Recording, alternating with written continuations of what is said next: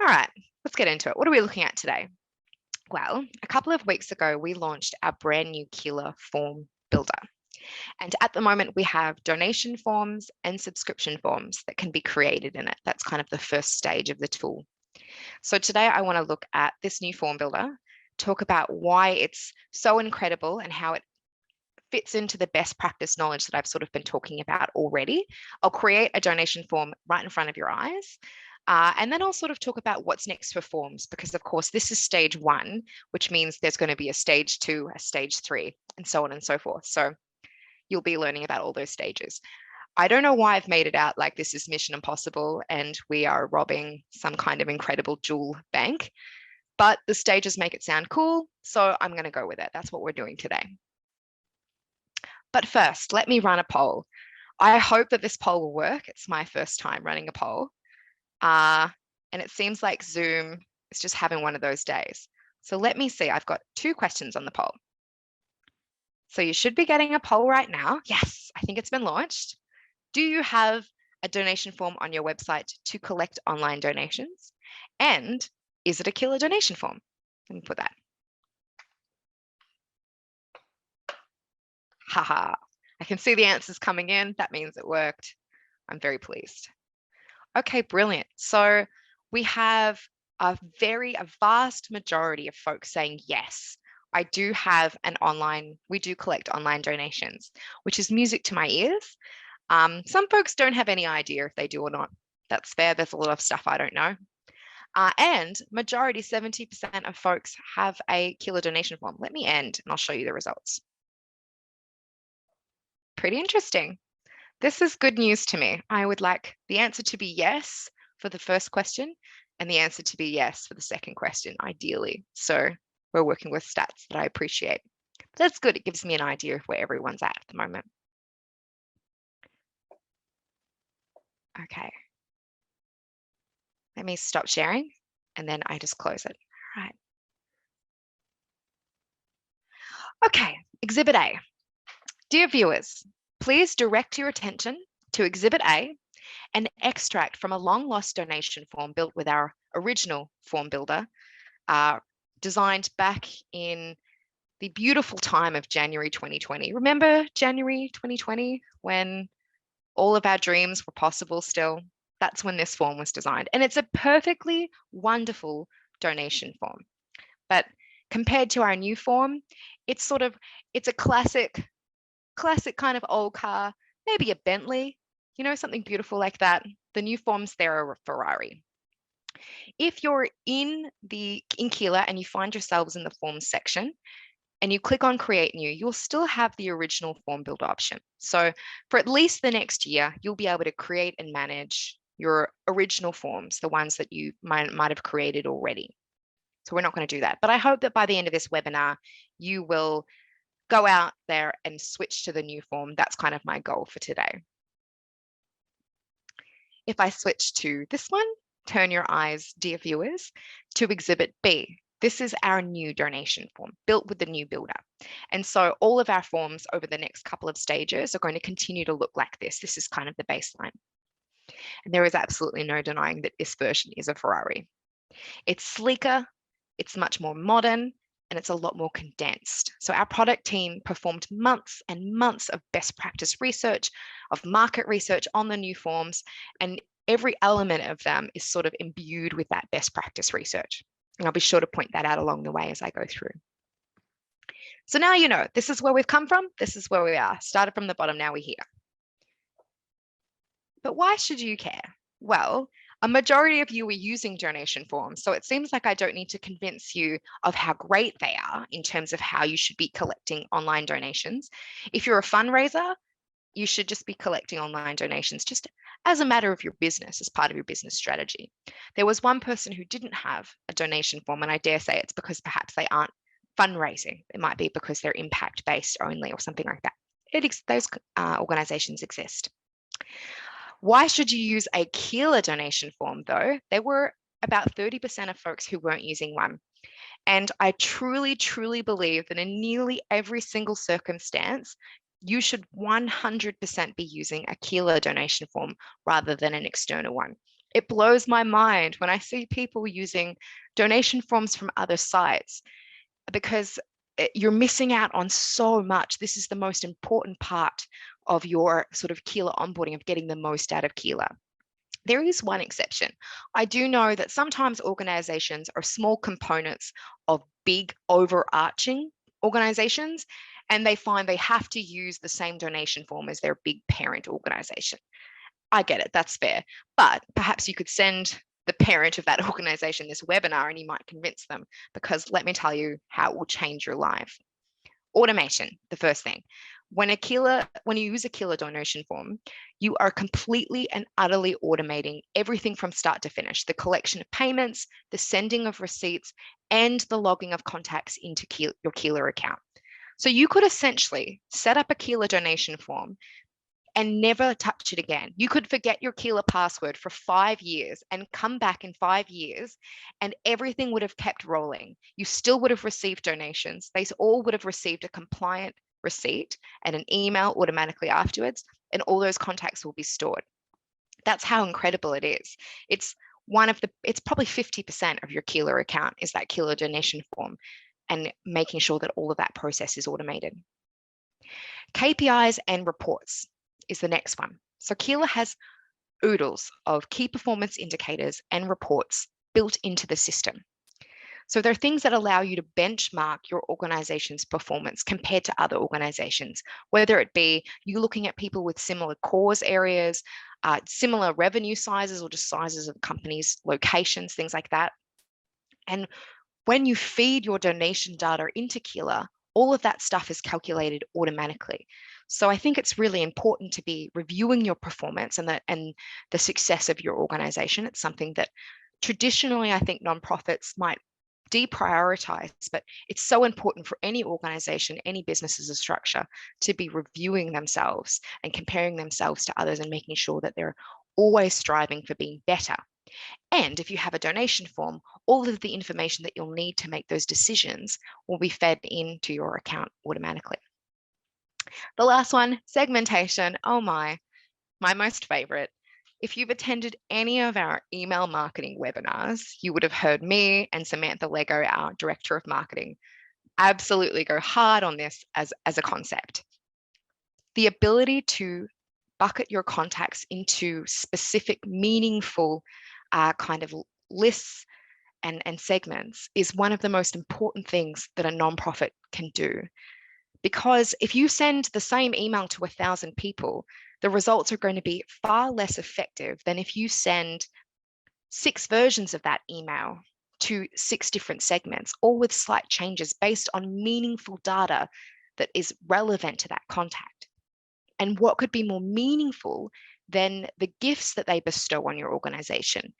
I'm talking about segmenting your contacts every time you send a newsletter by donation amounts, by the specific time of year that they donate, perhaps, or the areas that they're donating to. What are they interested in financially? Those things are the most important ways that you can segment your contacts. So I see folks who use MailChimp perhaps is an example, which is an excellent email marketing tool, but you do miss out on the ability to segment your donors with that donation data. That's the one component that's kind of missing from there. And that's in Keela, and you can feed that through to MailChimp, or you can use Keela's communications tool and feed that through there. So that's why I think it's so important. You're getting 3 major things there. You're looking at automating your donation receiving process, looking at all your KPIs and your reporting and your scorecard. And then, of course, any email communications are going to be more effective because you're segmenting in a more effective way. So I cannot stress this enough. If you can, replace your donation form with a Keela donation form, specifically a new one. Let's get into why. Let's see it in Keela. Enough of me harping on. Let's see it live in Keela, and I'll explain to you why it's so revolutionary. If I jump into forms, I'm just here in my test account, and I go to create new, you'll see that menu. I can go to the new form builder, or I can go to the original form builder. I'll go new form builder. Now you'll see up here, I don't actually have a payment processor connected, so I will have to switch to another account later, but just pretend you never saw me switching. I promise it'll all flow. So I mentioned that there are 2 types of forms available right now. We've got donation forms and subscription forms. I'm going to work with donation forms today. Subscription forms are like a little pop-up you can put on your website when people go there that says, hey, would you like to sign up to my newsletter?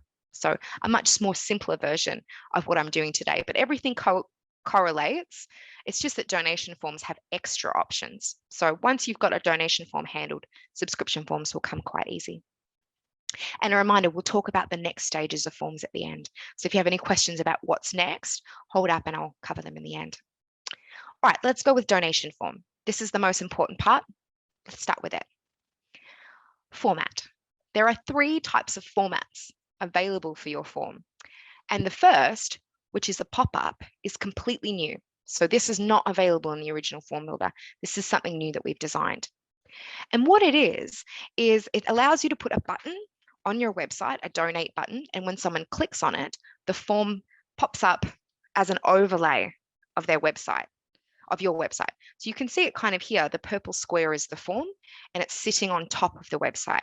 So it's a really exciting way to share your form without sending someone away from your website. The other 2 should be quite familiar to a lot of folks because these are currently available with our original form builder.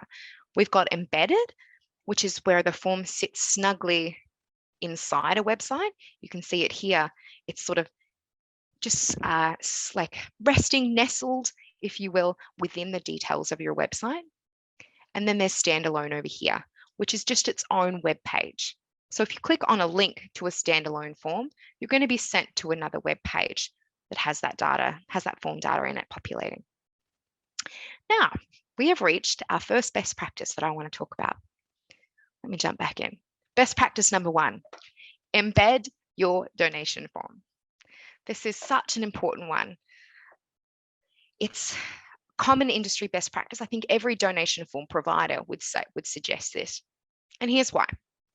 A couple of reasons. Firstly, we want to make sure that your donation forms, like making a donation through your form, is as easy as possible.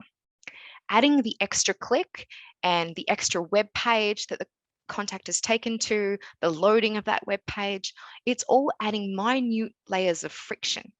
And we want to ease the friction for our donors. So if you have the form on your website ready to go with the front page already there, you're going to be removing those steps, removing those clicks. Now, I would like to demonstrate what I mean with a wonderful brand new Keela donation form that my friend Carol from Word Radio has been kind enough to allow me to share. So let me show you exactly what I mean. So this is Word Radio's website. Carol's popped this brand new form. This is what it looks like on her website. And you can see here, it's embedded, it's sitting within the website.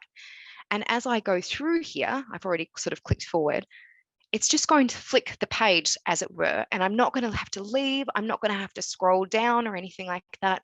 It's just going to take me through. And when I'm on my phone, flicking like that is really easy. We'll get more into that later. So beautiful. Well done, Carol. Love the colors of this poster. I love pastels. So that's the first one. We want to make the donor journey easy. The second, we want folks to stay on your website. You've done all this work to making your website branded towards your cause area. You've got beautiful pictures and you're telling quite a story. Why would we want to send anybody away from that? If you nestle your donation form right in the middle of that, they're going to have that all at their front of mind when they're making that donation, that impact and the stuff that you're working on. So anything you display in your website above or around, that's going to be what's inspiring them as they're filling out the form. So things like donation amounts, how frequently they donate, that's going to have an impact on all those bits and pieces of information. Lastly, they trust you. They're here to donate on your website. Everything you've done so far has worked. They're here. They'll certainly feel better if they stay on your website when they're making that payment, when they're making that submission.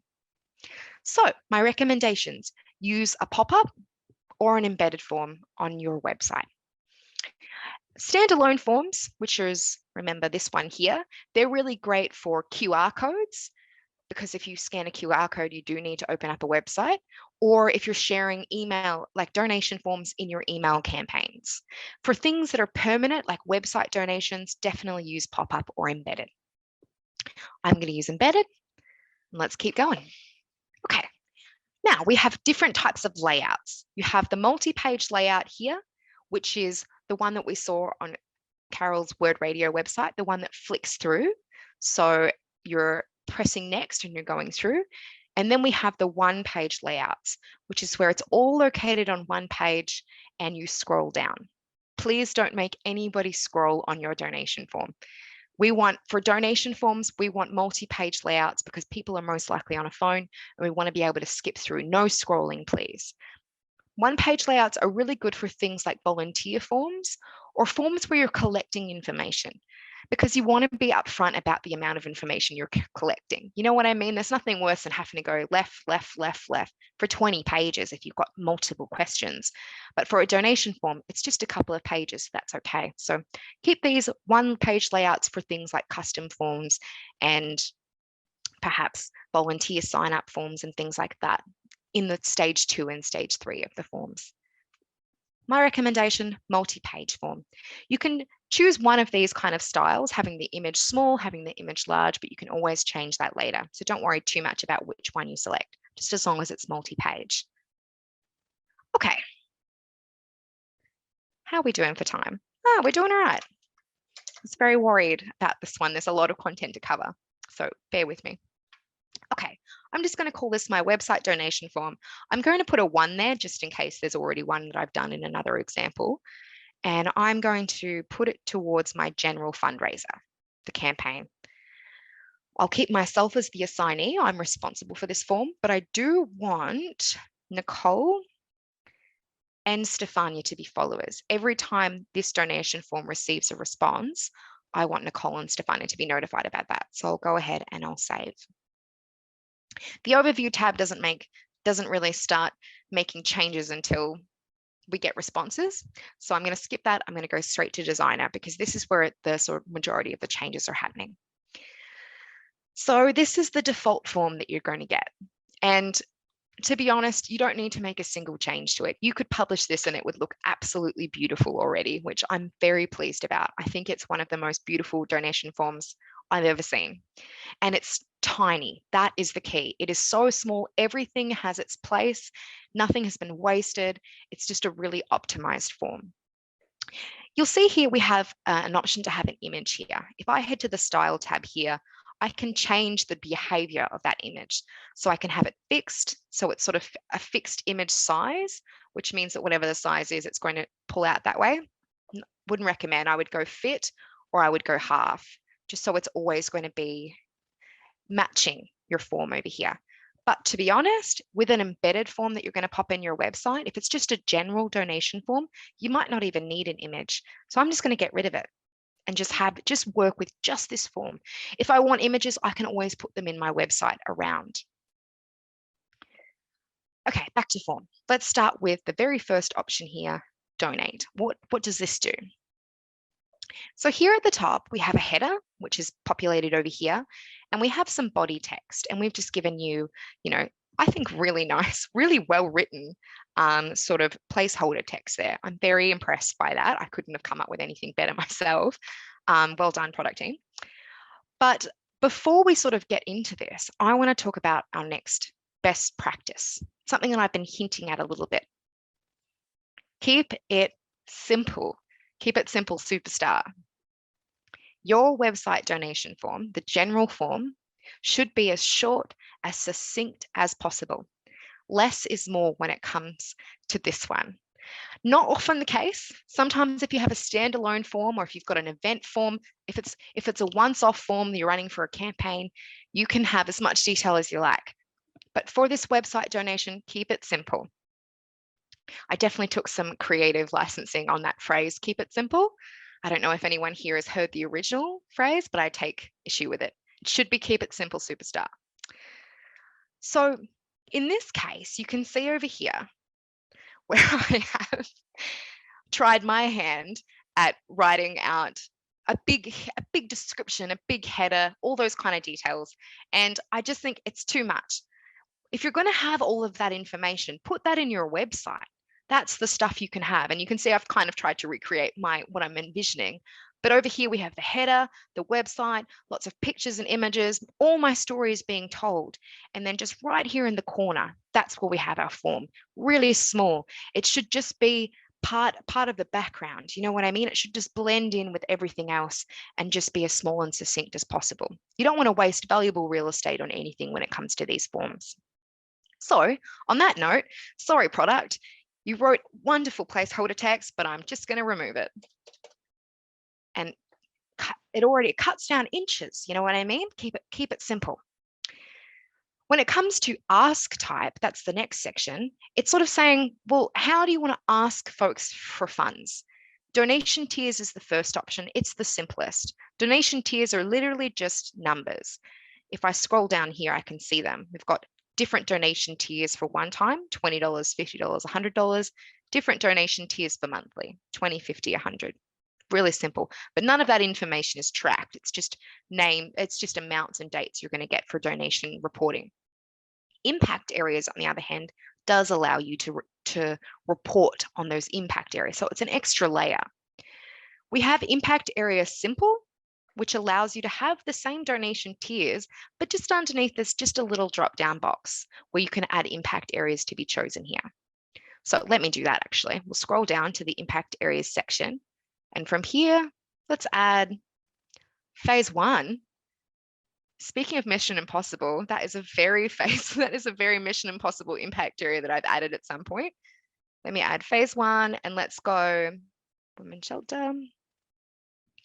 And let's go health services. We'll go ahead and we'll save that. Okay, so you can see now that I'm giving folks the ability to pick and choose where their funds are going to.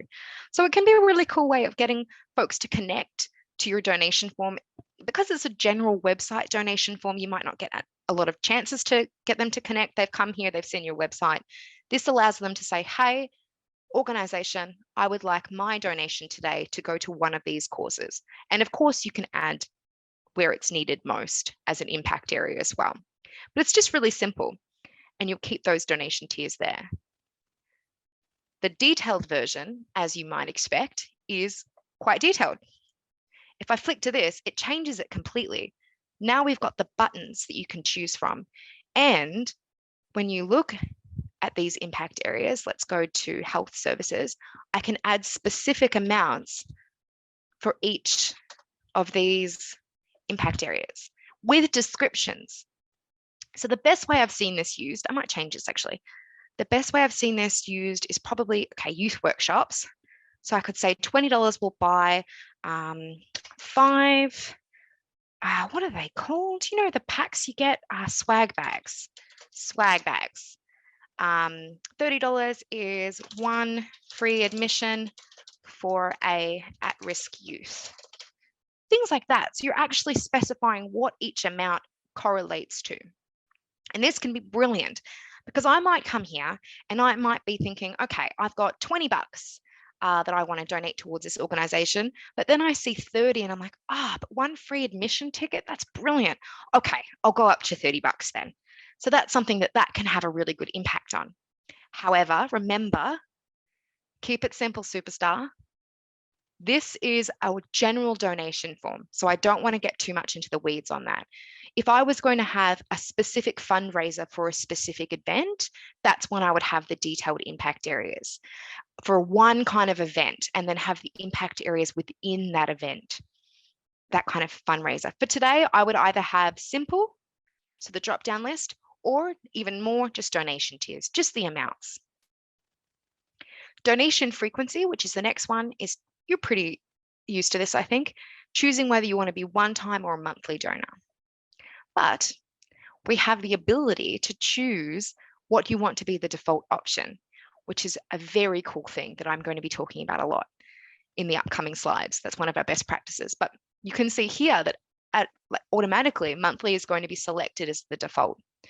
So you're gearing your donation form towards encouraging recurring donations in that way.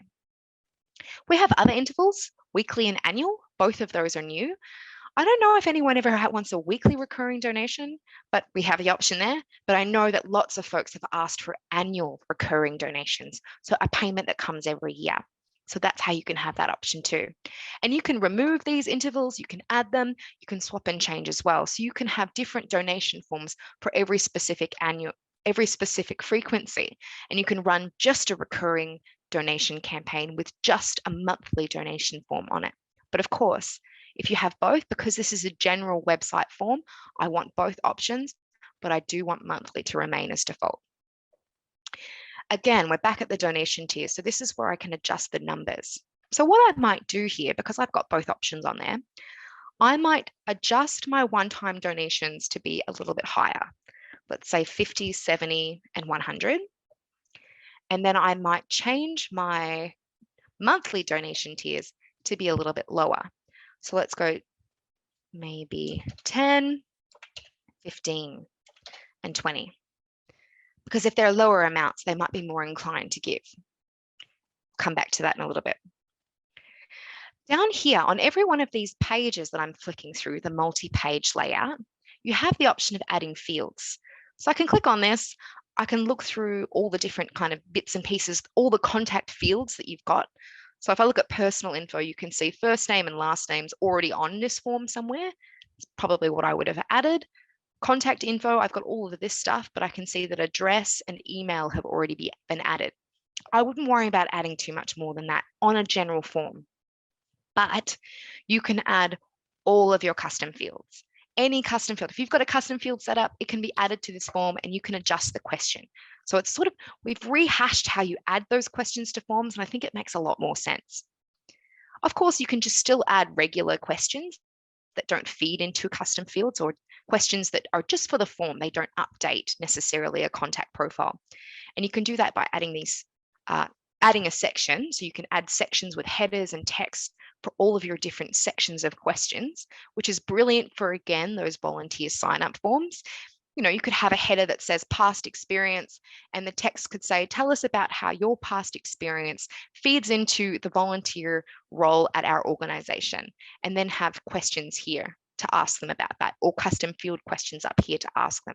So you can structure your form in a really cool way now as well. But the last one down here, subscription opt-in, I do recommend adding this. This is the one where I'm like, okay, do add that. I want you to keep it really small, the form, but subscribing to your newsletter should be on every form. And you can see here, it's ticked automatically. If I go back here and I scroll down to the options, we've got just some general stuff. So cover processing fee, you can see that here. I've got it toggled on. And again, we let you say, yes, I do want this to be ticked by default. And that's something that's different from our original form. On the original form, it wasn't ticked. So someone would need to tick. So making little tweaks like that to your form is going to have a huge run-on effect. I'll talk about it in a little bit. Allowing to customize my donation, of course, donation dedication. Yeah. If I wanted to, I could display the campaign progress bar. General form, we don't need that. But for a fundraiser, for a specific kind of fundraising event, I would display it. But that's what it looks like if you're curious. But I'll go ahead and I'll remove that now. So that's how we adjust the sort of donate page, page 1. And this brings me to something that's very exciting. Prepare yourselves. I feel very, very, very, very excited about this. It's very hard to contain my emotions. Prompt recurring. So I was talking to you about the default options, about how when you make things default, you can gear your form to increase your recurring donation conversion. But you can also use our prompt recurring option, which is, I think, revolutionary. So here, this is a section of your form where if someone is giving a one-time donation that matches specific criteria, then they're going to be prompted to perhaps consider changing that donation, that one-time donation, to an ongoing donation. So we say here a bunch of stuff, bunch of text, you can change that, but the sort of the main concept is that keep my one-time $20 gift or donate $8 per month, because industry best practices show us that folks will be more likely to give less on an ongoing basis than if it's presented in this way, if it's presented as a choice, especially millennials and Generation Z. We're big fans of giving less, but on an ongoing basis. So what you can do is make these kind of little small suggestions, have that ongoing impact, and it's going to be revolutionary. I'm honestly speechless just describing it. So this brings me to my next best practice, which is use the forms, Luke. Use Keela's tools. Use Keela's new form to make those minute changes, those run-on effects. You don't even have to do anything. Just set it up and you're going to see those 1% changes have a massive impact towards the end of the year. When you're looking at those changes cumulatively over the course of a year, the default options. Imagine having the payment processing fee covered as a default option, the increase you're going to see in people opting in, because it takes more effort to untick that than to leave it, right? And if I'm back here and I jump into, let's go back to the designer, and I see this here, 76 cents. Unticking that is not worth 76 cents. You know what I mean? The time it takes me to untick that, I'll just leave it. So you're going to get that covered. So that's what I mean about using the forms. Use Keela's tools to leverage and automate things that might have taken a lot of effort. Let's jump back into prompt recurring because I want to talk to you about how it's calculated. So there are some rules. We're not just going to throw this out to everyone. Firstly, you do need to have a multi-page form. This won't be available for the standalone run-on forms, the ones where you have to scroll, because it wouldn't be a surprise. You'd scroll down and you'd see it. It does need to be on the multi-page forms, and someone needs to click to get to the next page, and we'll show this page. The original donation does need to be at least $15. We're not going to offer, if someone has a donation of $3, we're not going to say, would you consider donating 70 cents on an ongoing basis? That would be crazy. So minimum donation of $15. And then here, you can choose around about the percentage of the initial gift. So let's say we want to add a second option and I want to make this one here, let's go 20 for this one. So we can say, what about 40% of that gift? No, what about 20%? So we can have multiple options as well. And if I got this, even if I would never have considered it, if I saw $8 per month, $4 per month, I would choose $4. It's just in my brain. It makes me think, oh, $4 per month, that's nothing.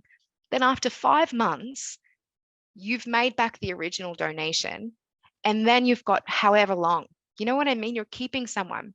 And once you get them in the door, once you get them recurring, continuously invested in your organization, that number will go up as their connection with your organization goes up.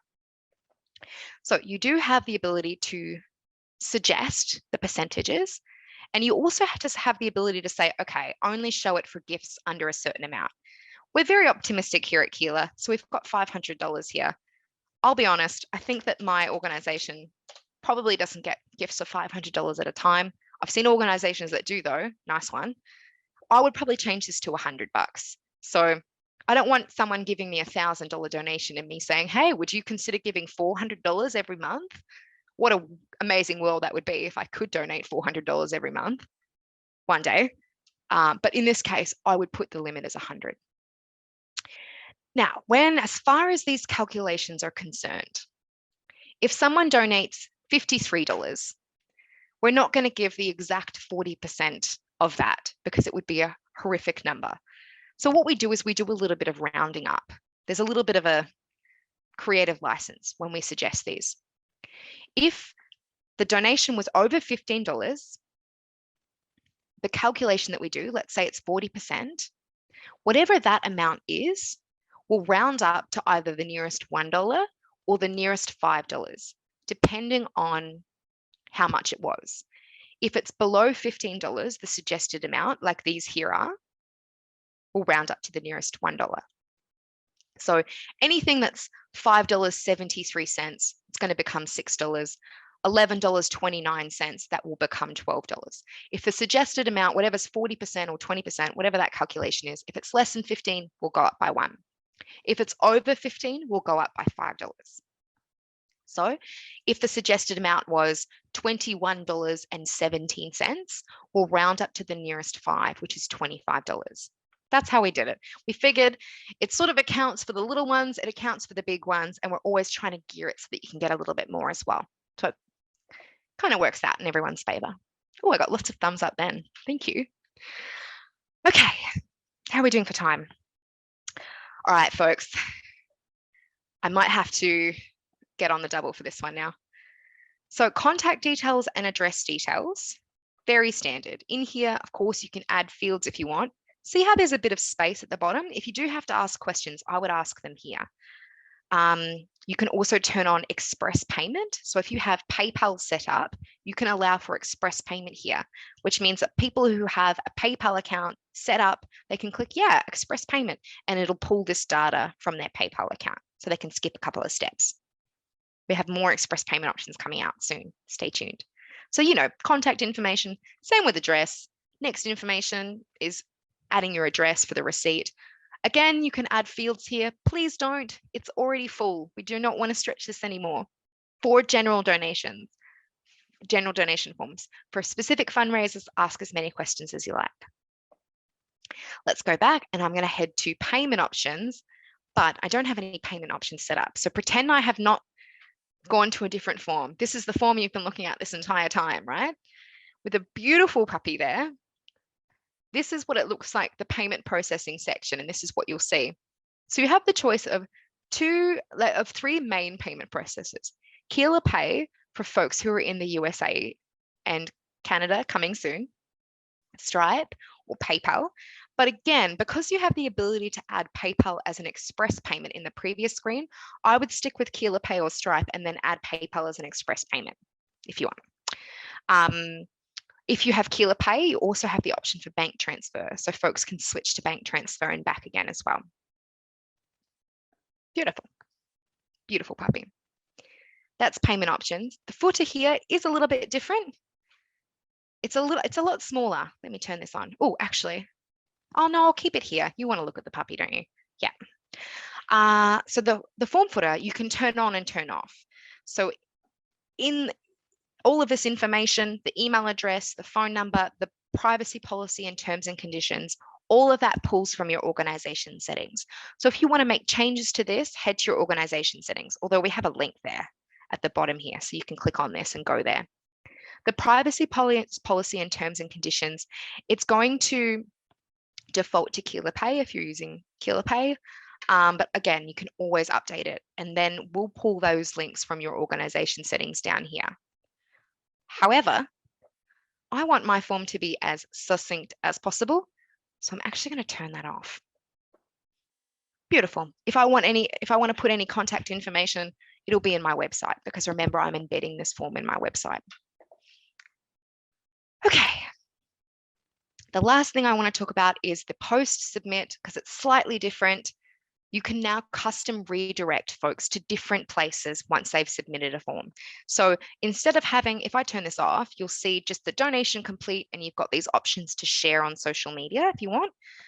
Standard, that's the same as what we've got now, which can be really, really cool. But if this is a event registration form or something like that, you can send people to your website, or you can send someone. So that's a really good option for standalone forms, I think. Forms that are on a website and you want to send them back to your own website, forms that are just on a standalone page.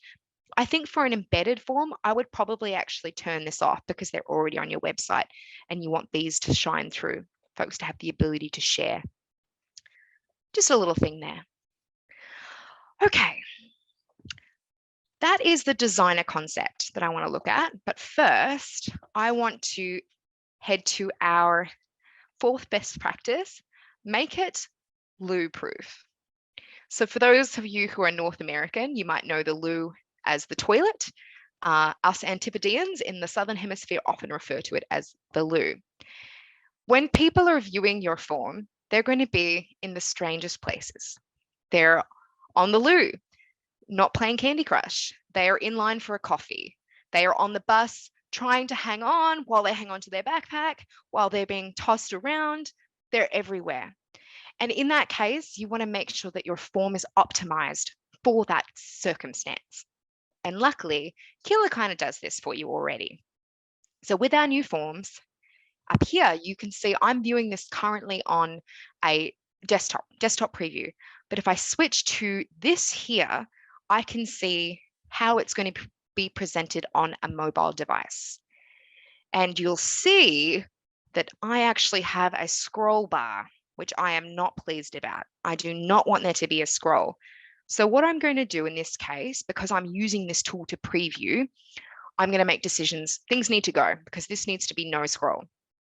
So I'm going to remove subscribe my newsletter. I think that's clogging this up. I'll go to donate. I'll look at where I added that field. Here it is. Delete the element. Bye-bye. But I had some real estate on the contact section. Remember, there was some space down here. So not to worry, I'll just add it in here.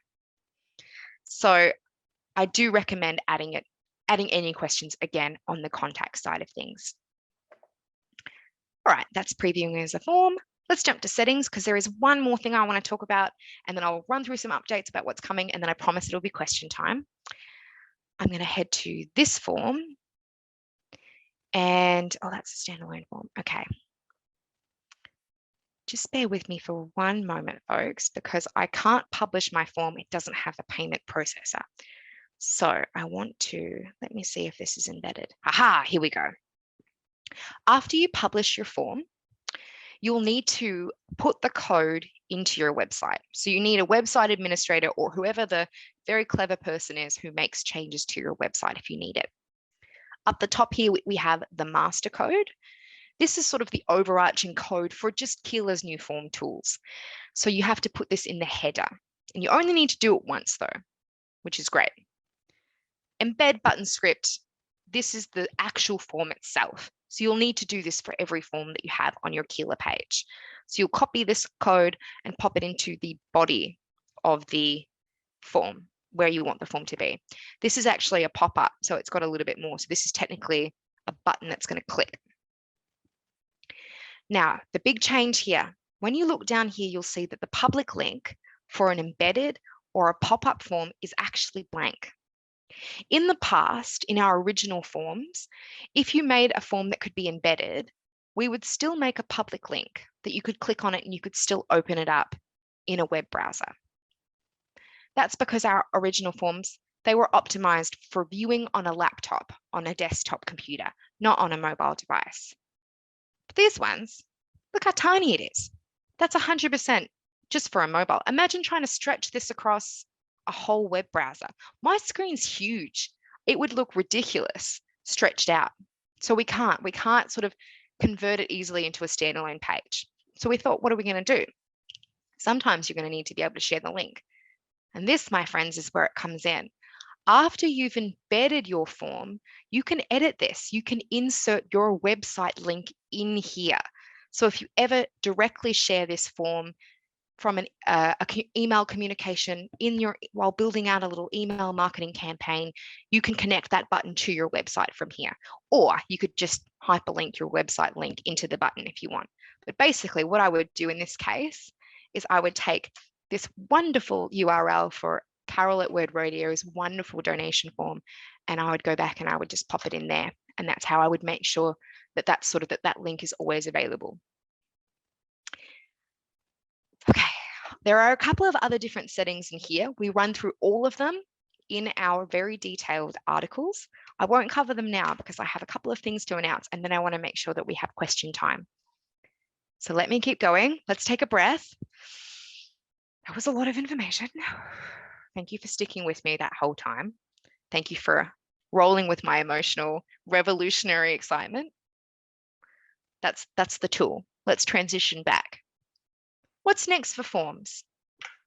Lots of stuff. Well, of course, there's the remaining forms. So revenue forms, membership forms, and custom forms are still to come. But revenue forms specifically, I think everyone is going to be mind blown over. It was really hard to top donation forms, but revenue forms are going to completely revolutionize, again, the way we use them. We're going to be introducing checkouts, shopping cart functions, the ability to purchase tickets, all of those things that you think revenue forms currently should be used for, we're going to make those. When we originally introduced revenue forms, we thought that we need a way for people to make payments that aren't for donations. But really what we need is a way for people to make payments that aren't donations for very specific scenarios, like event management, like tickets, like making purchases, having the ability to make a purchase and add a donation, things like that. That's going to be coming down the line. Big project, because we're going to have to restructure revenues completely. So that's why it's sort of a little bit behind in stage 3. Stage 3. Stage 2. There's a lot of stages. I think stage 3, Keela Pay. So we're going to be introducing the ability to have Apple and Google Express checkout. So on top of PayPal Express, you'll be able to have Apple Pay and Google Pay. And of course, Keela Pay is going to be available for Canadian customers. Hopefully in the upcoming months, stay tuned for more. As you can see, we've been very, very busy. We're doing our best, but there's a lot of stuff going on at Keela right now. And stage 2, which is mid-August, potentially, depending on how everything goes, donation forms will have Google Analytics functionality and Google tags released for them. So that's stage 2, plus a whole bunch of other stuff. But it's going to be incredible. You're going to be able to have Google Analytics tied into your Keela donation forms, which I hope is the last thing that people are holding out for before they transition to Keela forms. What is a Care Labs webinar without some kind of promotion or fun thing? We are holding a campaign, a promotional celebration over the next 2 weeks to celebrate Keela's new forms. So if you replace your current form with a new Keela form before the end of day 3rd of August, it's right there. So 2 weeks from today, roundabout, you will go into the draw to win a $250 donation through that Keela donation form. So I'll view everyone's donation forms on Thursday morning, the 4th, and I'll announce it in the Keela Behind the Screens newsletter. And if you've already uploaded a donation form, you'll still be in the running. Basically, anyone who has a new Keela donation form by end of day, August 3rd, will go into the chance to win that. I think you will have pretty high chances as well. I feel like the odds, there's 50 people on this webinar right now. Some of those will be from the same organization. So you at least have a 1 in 50 chance of winning, I think. So definitely do it. And Carol, you'll be in the running as well. You've already got one up there. Okay, folks, Q&A, here we go. Thank you so much. You came on that journey with me and you stuck with me, even though we were 5 minutes late because of Zoom. I'll jump into Q&A. Oh, here we go. Brilliant. Lynn, first question. I'm just concerned that we won't be able to do things that have to go on our website. We cannot seem to get this piece in place, but we have a new person who might be able to help, fingers crossed. Most definitely. I get it. If there's one thing that you can set up with Keela, this is the thing. I often have people coming, because it does take a little bit of pieces, it does take an hour. Sometimes folks put this at the bottom and they focus on other stuff, but once you get this done, it automates everything, which buys you time to do all the rest. And I definitely think if you get this up and running now before the end of the year, all of your receipts are going to be sent out automatically, which means by the end of the year, you'll have less receipting to do as well. So it is definitely an investment, but I totally get it. It's really tough. In my follow-up email, I'll make sure I have exactly the steps that you would need to complete to get this one task off the list. So you sort of know, okay, I've just got to do a payment processor, cool, make sure my receipts are up to date, brilliant, get the form done. Okay, let's do this next week kind of thing. And go into the draw to win a prize. Brilliant. Oh, hello, Grace. Got a question from Grace. Do you know when the ticket function will come along or how robust and detailed it will be? I know that it will be robust and detailed because I've talked with our wonderful product manager, Laura, about it in great detail. At the moment, we do not have a time frame. My best guess would be perhaps Q4 at the moment, I think. But yeah, nothing on that at the moment. But what we'll do is if you just make sure, whenever you're looking for a feature that we've said, look, it's coming in the upcoming months, your best source of truth for that, if you ever want an update, is to check my newsletter, because I'll always have the most recent update in there and the most recent to come update as well. So I send it out around about the first week of every month, whenever the first Thursday is. And if there's going to be a release before my next newsletter, I'll make sure it's included. So at the very least, you can always find out a couple of weeks in advance there. Anonymous attendee, is there an option to switch monthly to the left first button if it is selected as a default? Let me see. The only way I can think, not that I have come across yet, but I'm thinking if we delete one time, maybe we can add one time back in. No, at the moment, one time will always be first, and then monthly will be second, but we can choose monthly as default. I have a feeling there might be a product manager on this webinar right now. So product manager, if you are listening, please put that in stage 2 or stage 3. But I'll log it in the product portal after this too.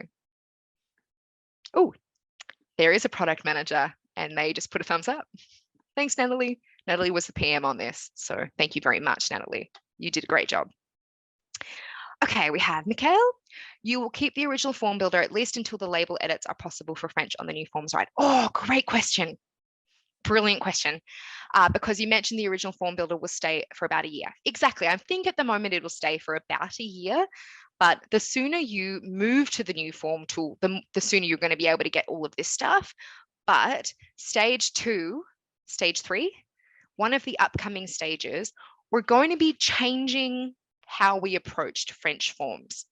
So in the past, in our original form builder, it was decided that we would make all the labels that we could possibly make editable so that you could put them in French. Perfect. In the new one, we're actually going to have a French version of the form. So less work for you. You won't have to go in and rewrite everything. We'll just make it in French, and it's coming in the upcoming months as well. So that I think will be a stage 3 item. So stay tuned for that, and we will most definitely keep all original forms until we'll keep them as long as the function, until the functionality is either replaced with new, better functionality, or at least moved over to the new forms as well. So rest assured, Mikhail. Julie, when you leave out sections, ID, header and body, in order to include white space and to make sure it fits in one page on a mobile, it leaves space for that section. Is there somewhere to decrease this space? So if we want the form to be the same size the whole time, ideally, so we want the square to be the whole time so that when it flicks through, it remains in the same space. So let me show you what I mean. See how there's a little bit of space here now? And if I went to contact details here, there's a little bit of space here. While we do want to make sure that it's as small as possible, we want to make sure it's a consistent size. And that's because if you're flicking through on your mobile and it keeps moving up and down in size, that would, I think, create a worse outcome than it just be having a little bit of white space, if that makes sense. So no, we'll make sure that it's always a consistent size, and for that reason, for mobile compatibility. Thank you, Julie. Oh, I have a question, but it looks like it may have been answered by Nicole. So I'll go to the next one. Carol, the superstar donation form. Thank you for letting me display it today. When people use PayPal Express, will we still get their contact info? Yes, it is the expected functionality that PayPal will send all of that information to us. Now, we had a case yesterday, your case, where PayPal did not send that information to us, and we are having very stern conversations with them at the moment to say, hey, give me the details, give me the dates. But we'll let you know as soon as that is updated. But it's just a small chink in the code that they send back to us. So yes, all of that information will pull, including addresses and things like that, because we need that for receipts, right? Whew. I'm just going to take a sip of water. All right. Oh, Alison, yes, thank you. Looking forward to getting started on this. I hope you all are looking forward to this. I am very pumped. This is kind of the future of Keela, this kind of stuff. We've gotten to a point where we've built all of these tools. Now it's time to make all of those tools beautiful based on our research, based on our experience, based on all the best practice stuff that we spend a lot of our time looking into. And we've got oodles of nonprofit experience at Keela. Most of the people who work here have worked in nonprofits or are still working in nonprofits. So they get it. I'm not seeing any more questions. Oh, wait, no, there are more questions. Stay on the line if you want to hear me answer these questions. Otherwise, feel free to scoot. Is there a cost to use the Keela Pay processing platform above what the processor PayPal charges? So Keela Pay's payment processing fee is in line with Stripe's and PayPal's payment processing fee structure of, if you are eligible as a nonprofit, 2.2% plus 30 cents of every transaction. So that's pretty much in line with PayPal's regular and Stripe's regular nonprofit discount. I know that PayPal, in some circumstances, if you use their really simple, like two-step donation form on your website, you may get a lower fee than that. I'm not really sure on the details of that, but so when you're comparing that to Keela, the Keela Pay, the functionality, the payment processing fee will be lower if you're using that special payment processing form that PayPal has, but it's a lower payment processing fee because the functionality is lower, right? So for Keela, you're getting all of the receipting, all of the payments, and the connection to Keela, as well as the best support team in the world for 2.2% plus 30%, which is the same as Stripe's and PayPal standard. That was a lot. I should have just started with the bottom, started with the best support team in the world. Okay, Vicky O'Rourke, I agree. This is great. Excited to get the new form up and running. I love that. Thank you so much, everyone. It's been a pleasure. I hope you all have a great day. Thanks for your patience with the chat. Look for my email in the upcoming days with the recording and all the information, and I'll put in some more details about that promotion as well. Happy form creating and publishing. Thanks, everyone.